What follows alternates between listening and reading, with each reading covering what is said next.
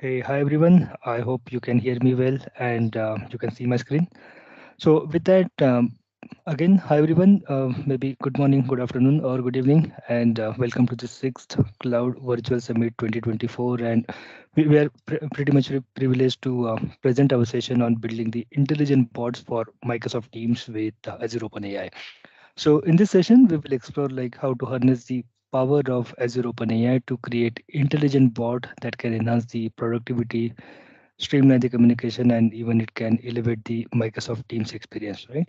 So this is what we are going to talk over the course of this session. But firstly, thank you very much to all of the sponsors who are sponsoring this event, and because of you, we were able to conduct this kind of an event. So thank you very much to all of the sponsors. So with that, let's get started. Quick introduction. Myself, Nandadeep Nathan. I'm from Pune, India. I'm Microsoft MVP for M365 apps and services. Author of books on SharePoint Framework, SharePoint Hybrid with SharePoint 2019, and Viva Connections. And on to the right-hand side, here are a few of the social media handles to get in touch with me. And with me today is Smita. Hello all, myself Smita Nathan. I am from Pune, India. I am having total 15 years of experience in M365 technology. I am a Microsoft MVP and Microsoft certified trainer. I am author of these two books and these are my social handles by which you can just get in touch with me. Right, so with that introduction, let's get started. So this is the agenda that we will be covering throughout this session. So most of you might be familiar with OpenAI as well as Azure OpenAI, but we will quickly touch base upon the concept of those, how those are related, and then we will carry forward with our session by talking about Teams Toolkit for Visual Studio Code, which is a nice tool through which you will be able to create bots, apps for Microsoft Teams. And then we'll see like how we can build those bots using this Teams Toolkit for Visual Studio Code. And again, we will see like how we'll be able to make those bot intelligence by introducing Azure OpenAI into those. And then again, we will touch upon the topic of interest of everyone, that how we are able to bring in our own data to this bot. And then there we will introduce the LangChain. Okay. And then we will see like how we can use both Azure OpenAI and LangChain together to build those intelligent kind of an bots. So this is the agenda that we have got. Hopefully it's an interesting one for you. So with that, quickly touch base upon this concept of OpenAI. So OpenAI, in simple words, it is a non-profit artificial intelligence research company based out of US, and their goal is to advance the digital intelligence in a way that is most likely to benefit the humanity as a whole. So what this OpenAI can do, like it has got various capabilities, but the major ones are like it can generate the natural language. So for example, it can summarize the complex text for different reading levels, suggesting the alternative wording for sentence, and much more wonders it can do. So, specifically talking about this natural language, I want to just touch base upon two concepts. Like, first thing, it can have the text completion. So that means it is able to generate that as well as the edit the text. So here we are talking about the generative AI. That means the content which is available as of now, it is able to generate the new content by looking at the existing content that each one has got. And the second offering that we have got here is embedding. For example, it can be used for search, classify, and comparing the text. And again, in this session, we are going to touch base on the concept of this embedding and how we'll be able to use those embedding in our applications. Second thing, it can generate the code. For example, if you want to translate the code from one programming language into another, or if you want to identify or troubleshoot bugs in the code, and much more things. Like for example, if you want to even write a code, it can help you generate that code in most of the well-known languages, including PowerShell, C Sharp, JavaScript, and many more. And thirdly, it can help you to generate the images. For example, you want to generate the images for publications from text description and many more things, so that it can help us to go ahead and generate those images. So let us see like how all these things work. So when OpenAI got in partnership with Microsoft, or they got into the partnership, the very well thing that got here is the generative AI. So Microsoft has got a relationship with OpenAI to collaborate on the development of artificial intelligence technologies. And the partnership that specifically aims to accelerate the development of advanced AI system and bring the benefits of AI to more people. So Microsoft has partnered with OpenAI to deliver on three main goals. First one is to utilize the Azure infrastructure, including security, compliance, and regional availability to help all of the users to build the enterprise grade kind of an applications. Secondly, it can help you to deploy the open AI model capabilities across Microsoft products, including and beyond the Azure AI products, which also we are going to see. And then thirdly, like it can help you to use Azure to power all of the OpenAI's workloads that we have got. So this Azure OpenAI service gives customer kind of an advanced language AI with OpenAI GPT-4, GPT-3 codecs and DALL-E kind of an models with the security and enterprise promise of Azure. And Azure OpenAI co-develops the API with OpenAI that ensures the compatibility and smooth transition from one to the other. So as you can see onto the screen, there are various offerings that has got here. So firstly, like we do have just the prompt and response. So prompt is something like input by which we want to um, start the conversation, and then the response that we get. So here you can see that we do have some prompt like we want to write a tagline for an ice cream shop, and in response to that, GPT model can help us generate the response like we serve smiles with every scoop, right?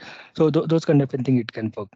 Secondly, codex is it is very much kind of a set of models that can help you understand, generate the code, including translating the natural language to the code, and it is kind of a descendant of GPT-3 that has been trained on both natural language and code. So that can simply help you to generate the code or maybe have a look at the code and generate some kind of an newer code or find the bugs or maybe resolve those bugs, those kind of an thing.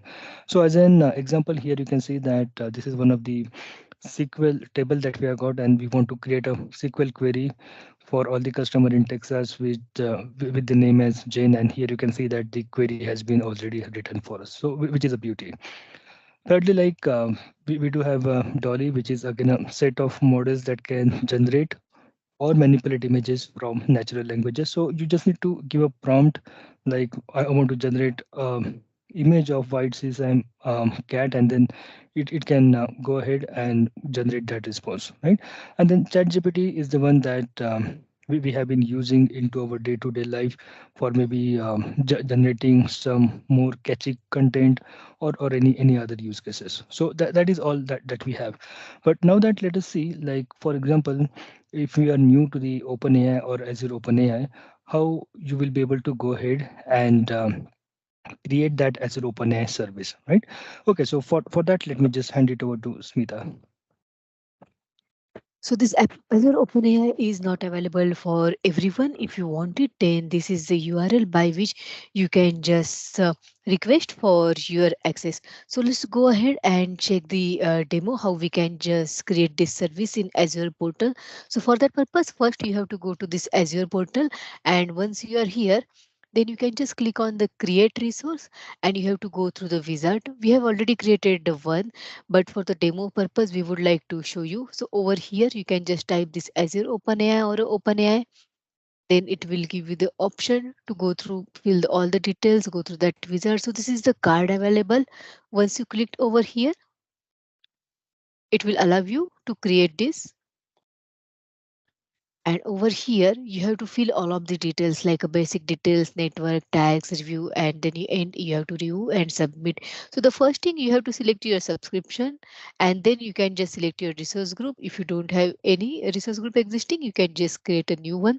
Then you have to select the region. So region is the main important thing over here, because whatever the region you are going to select over here, as per that you will able to get all the models, you will able to use all the models. So in our case that we are going to show you the demo for a dolly, and dolly is available with the east us. So be careful while selecting the region, and once you select the region, then after that you can just add some of the name over here, and then you have to go with this pricing tier. So let's quickly go ahead and let's check for this pricing tier. What is this exactly the pricing tier? How you can just explore. So the first thing, you can just select the region. So in our case, it's US, and the currency you can select as per your convenience. Then it will give you all the details of the pricing tiers, and then you can just apply that one. So over here you can see there are the language models available, base models also there, and the image models, embedding models. So everything is available over here. All the chart is available over here. So there they have provided all the details for the model. There's the context, there's a prompt and the completion. So in a simple word, nothing, prompt is nothing but the question that the user is going to ask to any of the, for example, let's say for the bot, and the completion, that means nothing but the bot is going to reply back. So whatever it's happening, there are some of the tokens we are going to use, and this is the cost allocated to that per tokens details. Yeah, so we will explore more later for this one. So for that, I'm just selecting the standard pricing tiers, and let's go to the next one. So over here you can just configure, you can your network security as per your requirement. There are three options available. You can explore as per your business requirement. And then over here there are the tags available. For example, let's say if you are creating this one for the HR, then you can just tag it for the HR, and the value is also, you can tag it as a HR or the transport or any of the department you are doing, or any of the business. So as per that you can just select your name and value. Yeah, so once you are done with that, the next thing is the last one, very important, that you have to review everything and you have to submit. Once you do that, then it will create that one for you. So to save this time and the cost, we have already created one. So let me open this one. So over here in the overview details, you will able to see all the details over here. Currently it's active. The location, as I mentioned, you have to be very careful. In our case, we are going to use a dolly.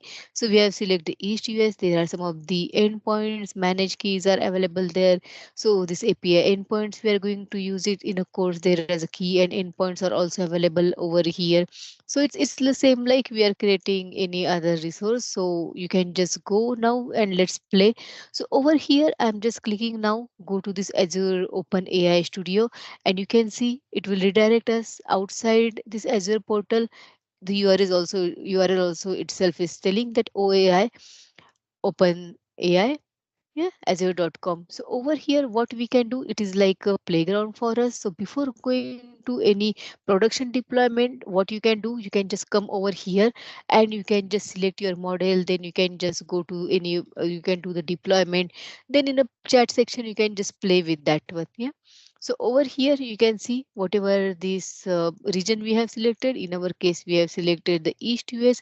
As per that, these models are available for us. So you can just select any of your model, whichever you want, and then you can see the status is succeed, and then you can just deploy. So the deployment will take the 5 to 7 minutes. To save the time, we have already done the deployment. So you can see the available deployed models are available over here. Yeah, so once it is done, then let's go ahead and we can just play in this playground. So this is the chat section, and it's having again the subdivided into the three sections. So this one is the deployment model. You can see the GPT Web Turbo is available over here. Yeah. So let's go and see and explore the one by one. So what is the system message? The system message is nothing but the behavioral of that system. What is exactly this bot is about? For example, if it's about something related to the learning, or it is something related to the cooking, so you can just provide all the samples over here, and that will define the behavior of your bot. So over here you can see it is allowing you to select some of the templates. So there are predefined templates already available. In our case, we will just keep it as a blank. As I mentioned over here, you can just give all the instruction, and it is the behavioral of bot. So you can just mention that whatever this bot contains, that information you can just mention, it will be the behavioral of that bot.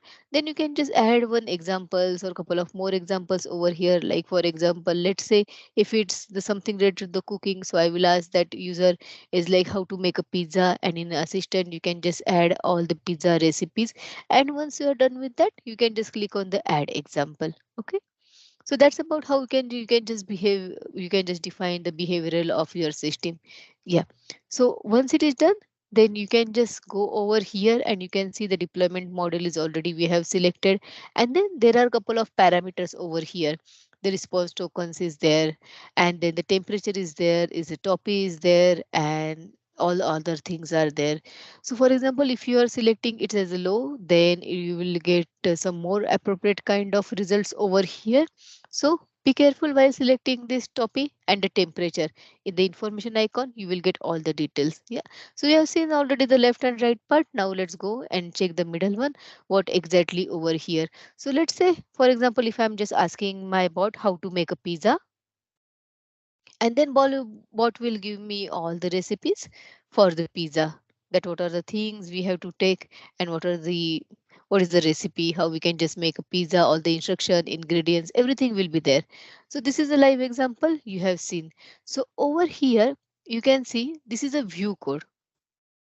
As I mentioned previously, before going to your production deployment or production implementation, you can just play over here.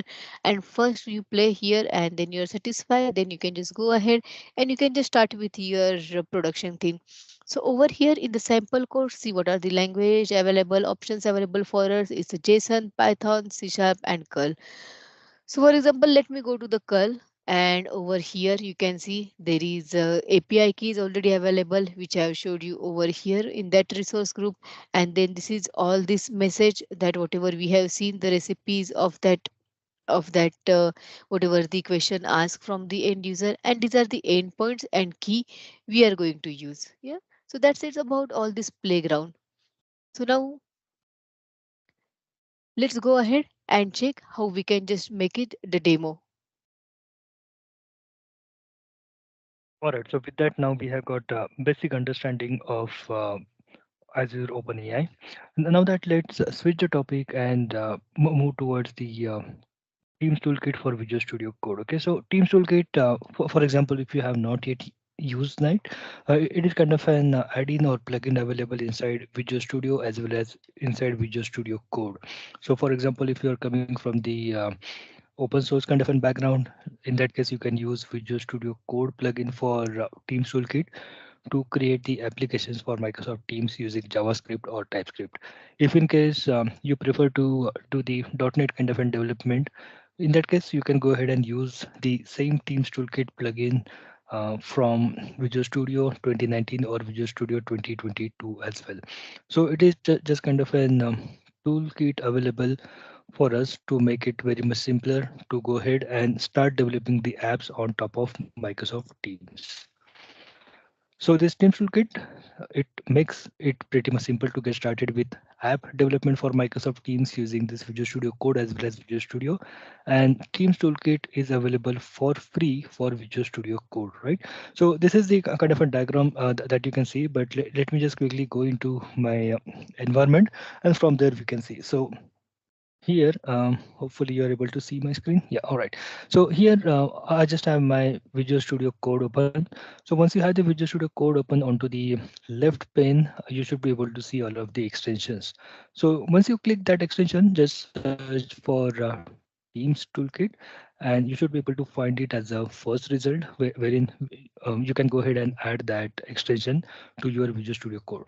So since I already have it added, it gives me option to disable and install. But once you will add it first, from here you should be able to see the install option, and from there it can just restart your Visual Studio Code, and you will be able to proceed with that. Again, there is a nice documentation available onto the homepage of this, like how you can go ahead, create the apps and everything there. So let's say, for example, if I just open up the Visual Studio Code again, let us see like what are the things that we need to take care of whenever we are developing any apps with Visual Studio Code using Teams Toolkit plugin. So I have a new instance of Visual Studio Code open. So firstly, what we can do is we can go into the extensions, and then from there we can install that extension, and we are ready to use. So once you have that Teams Toolkit extension installed, you should be able to see that under the left hand navigation in the Visual Studio Code. Once you click that, from here, the uh, plugin or this extension is pretty much intelligent, that it can detect like from which location this Visual Studio Code is open from. For example, uh, if there is no project created in the past from that location, it can give you the option to create a new app, or it can simply open up the app if in case there is already existing one. So once you click on create a new app, there are various options available. Like you can go ahead and create a bot for any kind of a conversation. You can even create a tab, which can show some kind of an content, whether it could be a dynamic or static content into your Teams tab. You can also create messaging extension from here, and then you can also able to create the Outlook add-ins. So once you click on bot, here we have got other options like whether you just want to create a basic bot, or the bot which is having some kind of an AI intelligence on top of it using Teams AI library, and another part. So once you just create this bot, that's it. And then the benefit of using this Teams toolkit is that once you create an application or app for Teams using Teams toolkit, you can then only focus on your business logic, and rest of the other deployment part, this one will be taken care by. So here, for example, if you see, we do have few kind of an environment files, as well as we do have few kind of an infrastructure files. So for example, if I just open it up, we do have this bicep file, which can help you to deploy all of the needed Azure resources for the working of that bot or working of that app. And again, we do have this azure.parameters.json, where you should be able to go ahead and configure all those parameters. So initially, for example, if you had built any of the apps or maybe bots specifically for Microsoft Teams, then it is not a straightforward thing. You need to do some kind of an app registration. You need to create the Azure bot. You need to channelize that bot to Microsoft Teams, and then only you will be able to go ahead and start implementing your bot. But this Teams toolkit is very much intelligent and very much beneficial to the developers, that you don't need to go into those complexities of creating the app registration or Azure app service and everything. But simply from there, you will be able to focus on your business logic, and it will do all those things for you into the background. All right. So I will not play this solution as of now, but I just wanted to make you aware like how you will be able to go ahead and use Teams toolkit for Visual Studio Code, from where you will be able to create the applications or apps for your Microsoft Teams without worrying too much about the technicality of how you are going to deploy the things or how you are able to build the things. But you can just simply go ahead, focus on your business logic, and from there you can work on it. All right. So with that, we just have come to know like how we'll be able to go ahead build those bots for Teams. Now that we are just going to see one example wherein we have already built one bot, which is kind of a basic bot, and we are going to explore that bot, how that has been developed, and how we'll be able to add the Azure AI kind of an intelligence into that. Okay, so this is the Knowledge Quest Teams bot, and we are a winner of that AI hackathon, which happens in June 2023. So, what is exactly this bot is doing? So, it's nothing but an interactive chatbot application that designs and allows user to test their knowledge on a specific topics with the help of power of OpenAI. So you can just test your knowledge, not only the technical, but any general knowledge also you can just test. So this is the sample screenshot we have provided over here. We will take you through all of that code also, and how the functionality of it works. So this is just a welcome message where user can select if they want to do the self assessment, or they can just check for the my stats. So self assessment, nothing but that you can just start with your assessment. Over there you can just select your topic, number of questions you want. And recently might be you have seen that how it works in Microsoft examinations. Whenever you are go appearing for the Microsoft examination, it is giving you also one reference link also. So using that reference link, you can just check for the more information. You can come back and you can just complete your assessment. And my stats is nothing but that whatever the exams you have taken on the past, it will give you the entire score of that all your assessment. So let's go ahead and check what are the key features of this bot. So the first one is a very important, that's the topic selection. So you can just select any of the topic, that can be a technical, non-technical, anything, and we are not storing any questions over here. So on the fly with the help of OpenAI, it's the dynamically generating the questions. So whatever the topic you have selected, and then number of questions you have selected, as per that it will dynamically generate the questions for you. It is really very interactive quiz experience, as I mentioned, that it is the same kind of experience where the Microsoft examinations are also providing one new reference link. So we are also giving you over here one reference link. Using the reference link, you can just check for your whatever the information you needed. And also it is a very user friendly because we are providing all the data in adaptive card. And the last one is nothing but you can just sorry, but you can just check for your my stats. So All right. So these are the kind of prerequisites that we have got. So we will obviously need the Node.js here to have the support for this. So Node.js version 16 as well as 18 are supported. Obviously, we will need the Microsoft 365 account. So, for example, if you do not have Microsoft 365 account, you can apply for for the one from the Microsoft 365 developer program. And then you will need the Microsoft Teams Visual Studio Code extension that we just have seen with the version of 5.0.0 or higher. All right, so with that, let us see what is the architecture of this. So over here we have provided one small architecture level of diagram. So you can see there is a user, there is in the middle, there is a team quest bot which is hosted in a Teams, and then we have this Azure OpenAI prompt and completion. So let's go one by one and check what is exactly the every component we have defined over here. So first one is the user, and user is saying, okay, I want to test my knowledge on a specific topic. It just starts its interaction with this knowledge quest Teams bot, which is hosted in a Teams. And then it is getting all these details from the user in form of prompt, and it is just providing to Azure OpenAI. Then using this deployment model, which is mentioned over here, GPT-35 Turbo, and then with the help of Azure OpenAI, it is just doing all this completion, and then it is just giving the all the questions in form of JSON, and we are just showing it in adaptive card. So let's see what is exactly this prompt and this completion over here. So user is saying that okay, that generate this much type of this much multiple questions that with the correct options and a reference link on the specific topic that is provided from the user. Over here we are going into the bit technical.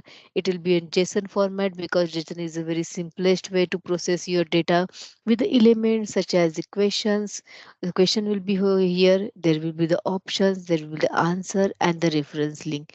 Yeah, so it's all about having this architecture level of kind of diagram, how it's happening.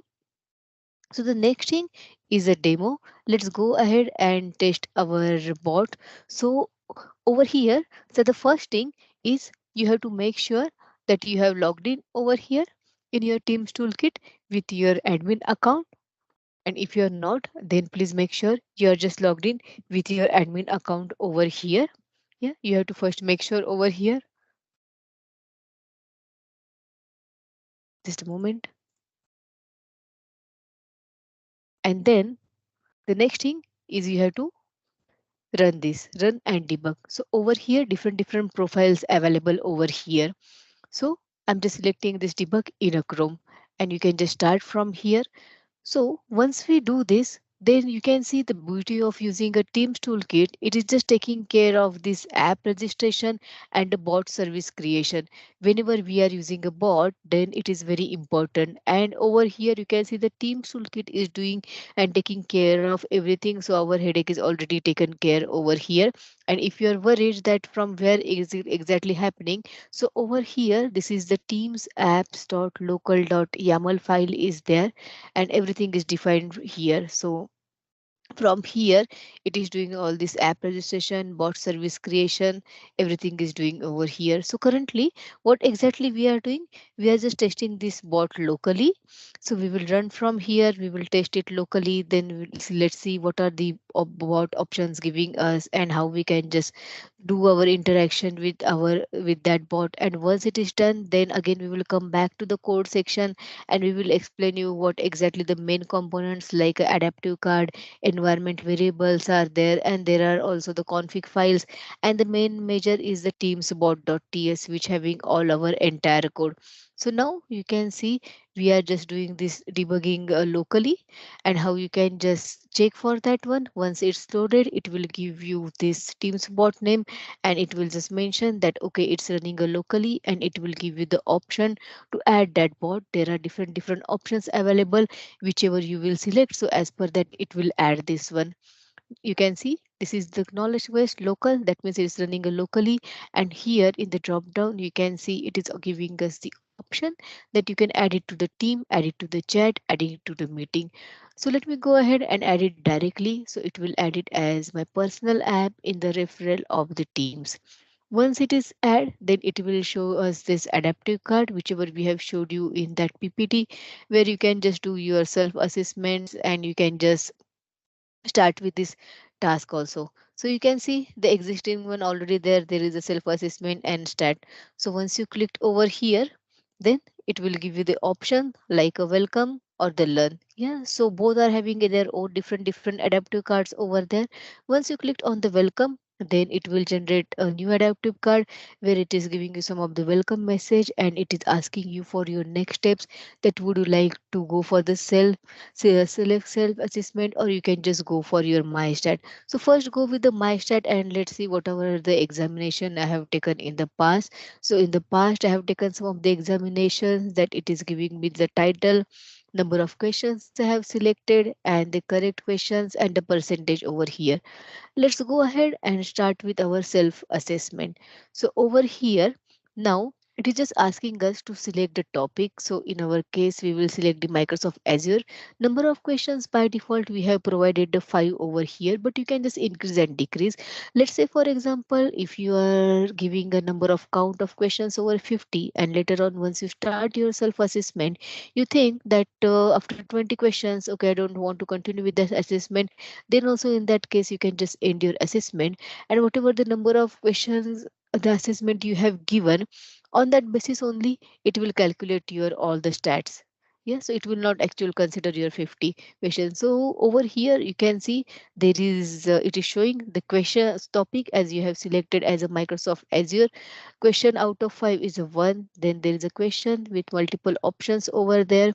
And then the main important thing is there is a reference link, and once you mouse over here in the bottom you can see it is redirecting you to the Microsoft documentation, where you can just select it. You can just check the data related to that question. You can come back and you can just select your answer. So over here there is a next question.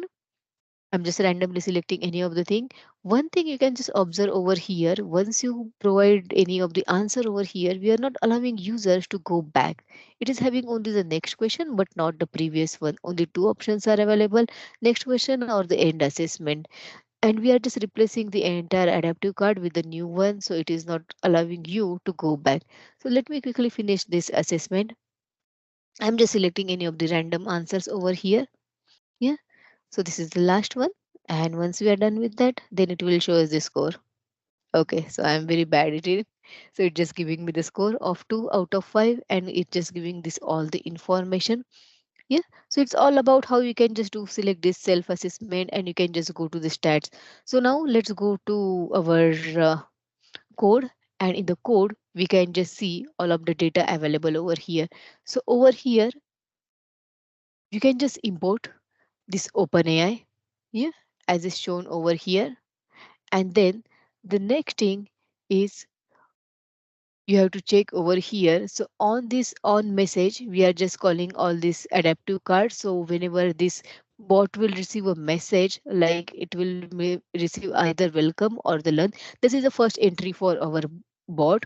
So over here in the you can see for the welcome, we are just generating one adaptive card. So for the welcome, we are just generating one adaptive card. Let's go and check what exactly the adaptive card is contains. Yeah, it's nothing but a JSON format. So over here, you can see the welcome to the knowledge quest bot, and there is some of the text and there are some of the actions that whatever the end user is going to take. So over here, you can see that there is a verb is also there. So bot will not able to understand what exactly the end user has selected. So for that purpose, we are associating that verb to that action. So bot will able to understand that what exactly the button has been selected from the end user. Yeah, so let's go back over here. The same way it's for the learn also. So for example, if you add click on the learn, then it will give a different adaptive card which having all of the information over here. I will not go through that one as it's having some of the text related information.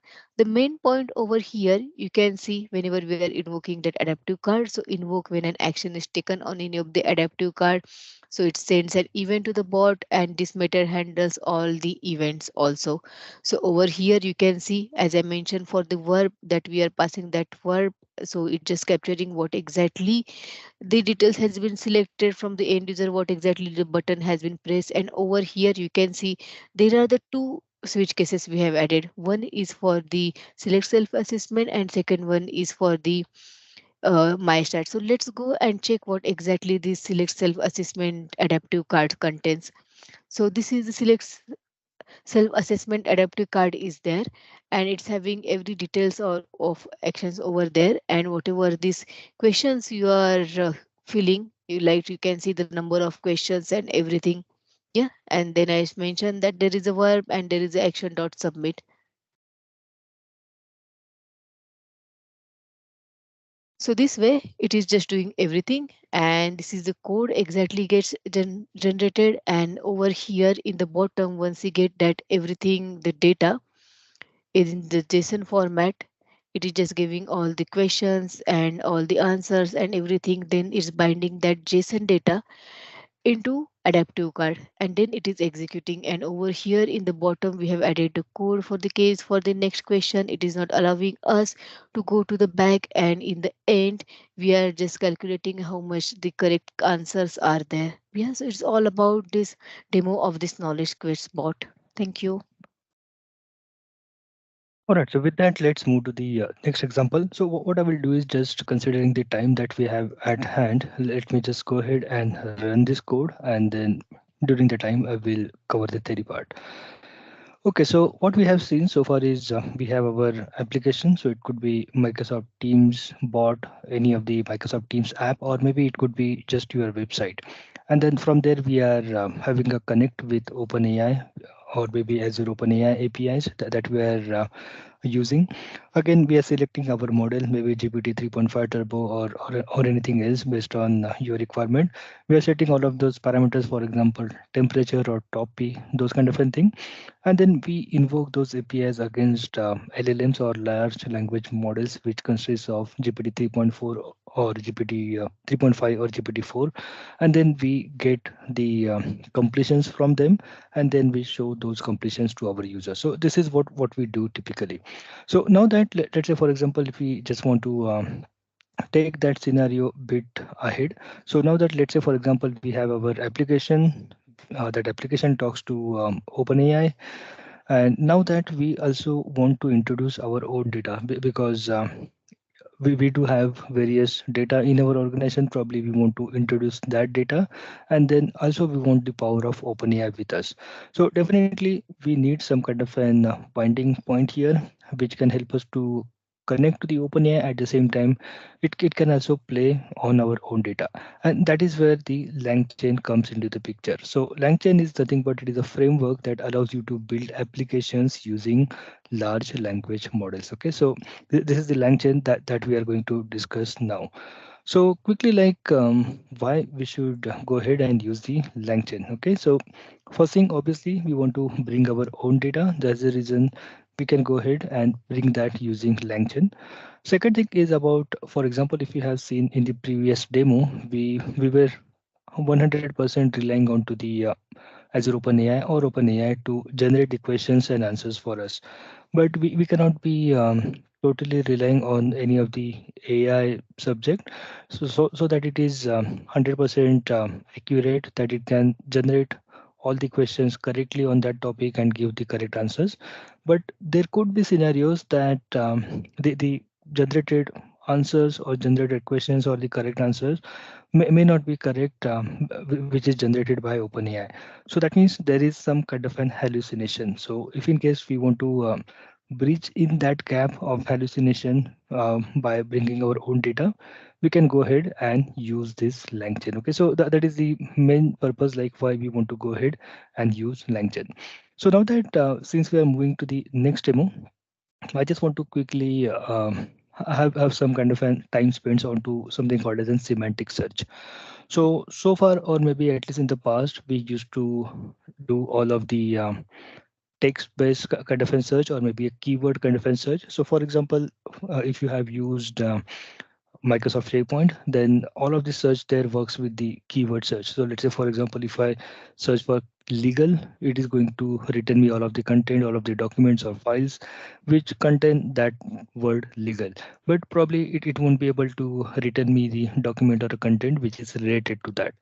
And that is where the semantic search is quite important. So let's say, for example, I do a search like what gear should I use going uphill. So that means here I'm talking about cars that I want to drive a car uphill, and I want to know like which gear should I use for driving that. Second example is like what gear should I wear in any of the cities. So Bangalore is a city which I visited last month. I just wanted to know about the weather so that I can prepare myself well for that city or city temperature. So here you can easily figure it out. Like I'm using the same word called as gear, but the context is different. When I talk about going uphill, I'm talking about cars.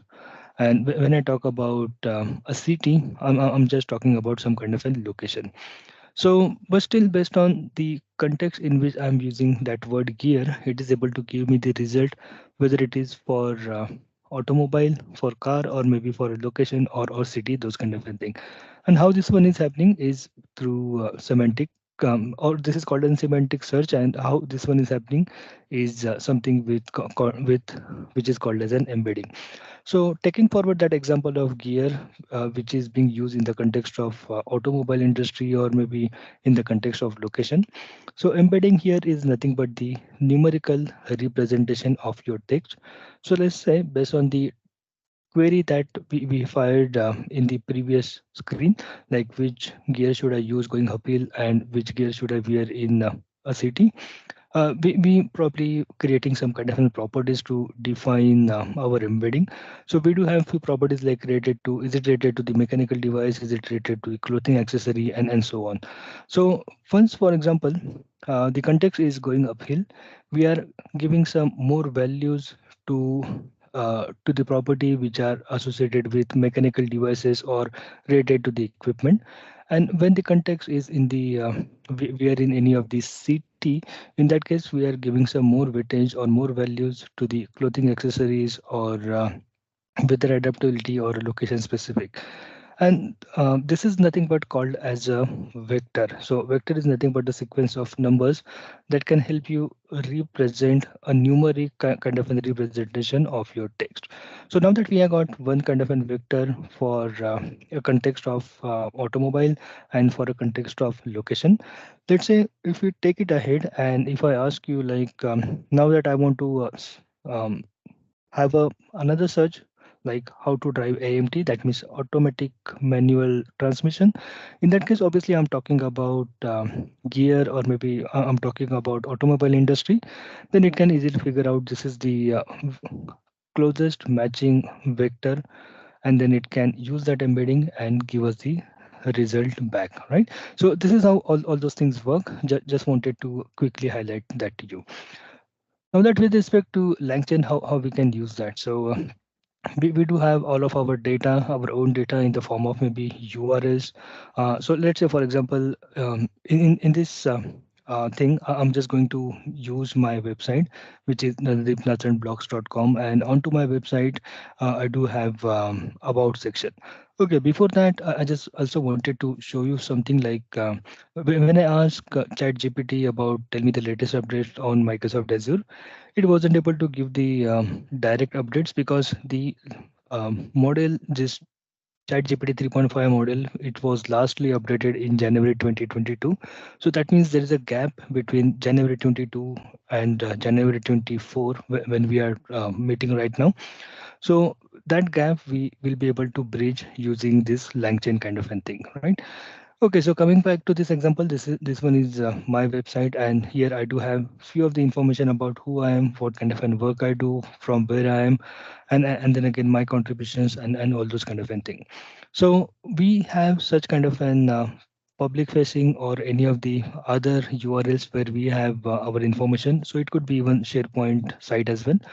We do have the information in the form of PDF documents or just a database. So we do have our own data with us. So when we want to make a search on this kind of an documents or our own content, but using semantic search, obviously what we do is we do a splitting. So which is kind of a text splitter which breaks your documents into the chunks of a specified sizes. So these are the chunks or splits that gets created. Then what we do is in the third stage we go ahead and store those. So storage, which is often called as vector store, it will house and often embed these splits. So that means all of the chunks or splits that we have got out of our documents, it is now stored into the vector store.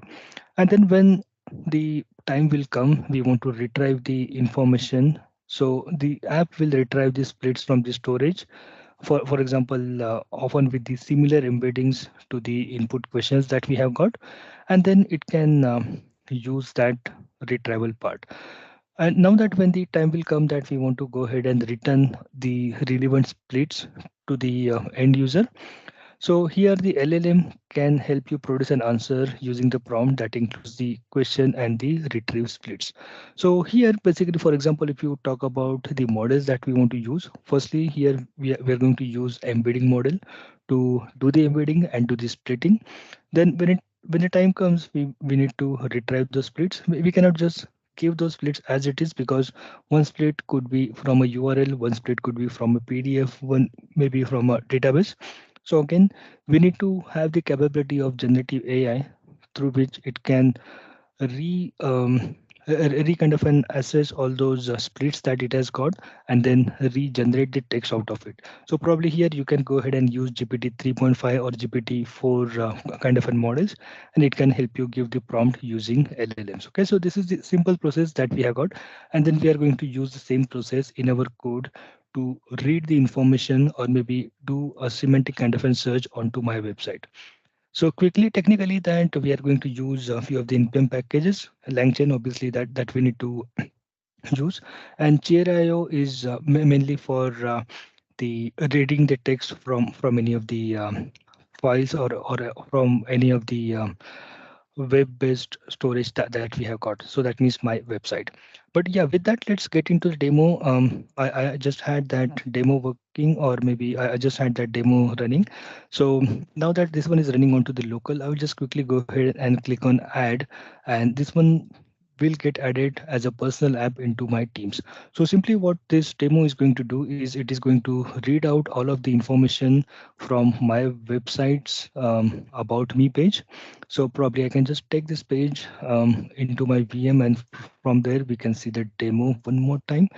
So this is the page which I have got, and then I'm going to put all my queries to this bot with the database as my website. Okay, so let's say I will just ask like who is Nandadeep.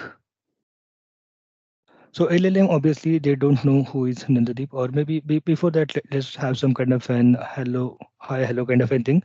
And again, this is just kind of an provision for my code. I know that first of my prompt doesn't work well, it fails.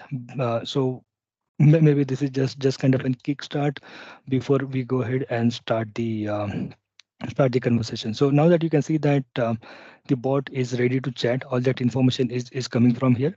But until we are getting the first result back, let us go through the code as well. So this is the URL which I was talking about, the About Me page of my website.